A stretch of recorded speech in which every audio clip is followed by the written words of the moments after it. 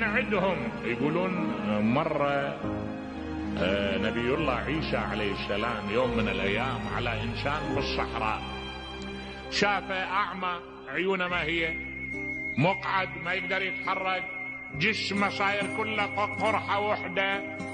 سمع، نظر إلى شفتيه يتحركان، اجل سمع يقول الحمد لله الذي عافاني عما ابتلى به غيري.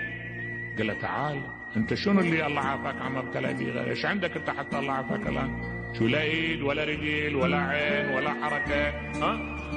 قال له ان الله عز وجل اعطاني من الايمان بما وعد ما عوضني عن جميع ما فقد.